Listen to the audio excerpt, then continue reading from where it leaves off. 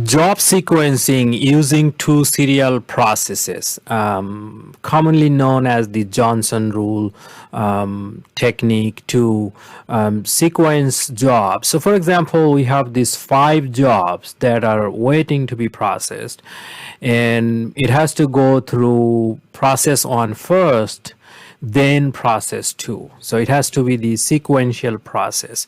And then so for example, you have to polish and sand before you paint a piece of wood, marinating before cooking, situation like that. So we'll use Microsoft Excel to do the calculation. So here is the data I have already copied. So first thing what we need to do, so there are a couple of rules. I'll just keep working and then explaining them. You can Google Johnson rules. There are Wikipedia, a bunch of, you can find those rules.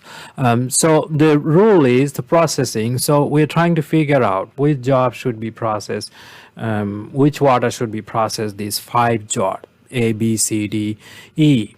So the sequencing rule is, if we have to find out the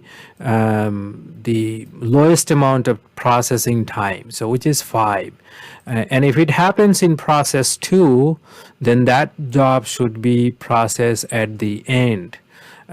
So let's say, so that one is already sequenced, so we're gonna basically grade this.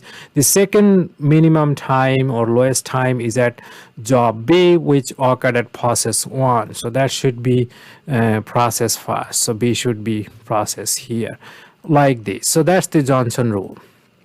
Now the next lowest time occurs at C, which is 7 minutes, and that lowest minute occurs at process 2, so that should be processed at the end. So C should be here, so we're gonna make it gray. So that the second is D, which again the lowest time occur at process 2, so it should be processed here, and we have only L left. So the sequencing is done. Now we're going to calculate the total processing time, process 1 and process 2 time. Now to do calculate, I'm gonna use an Excel function called VLOOKUP. This is a very nice function. So it will look for B in this array, and I'm gonna freeze it, freeze the array, because I'll use it for rest of the jobs.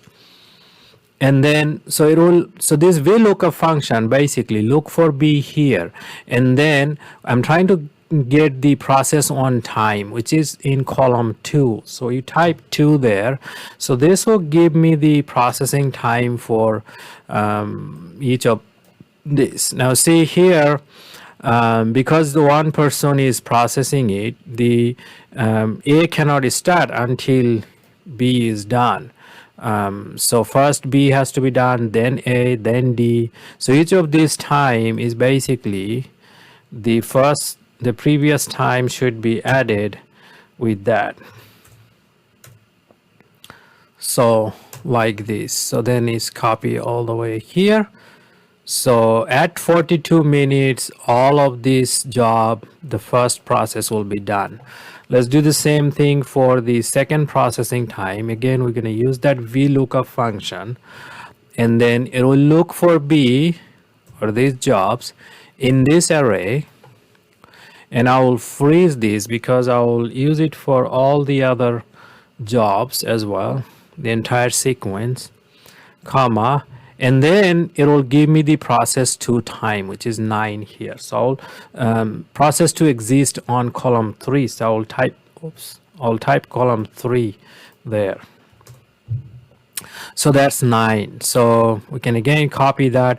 Now again, this person is processing, so it cannot A cannot be done, as you can see here, A. So here this is the time for A, as you can see here, the process 2 time for A. Now A cannot be started until process 1 is done, which takes up to 16 minutes. So this should be basically maximum of these 2 values, whatever the max of these two value, like that.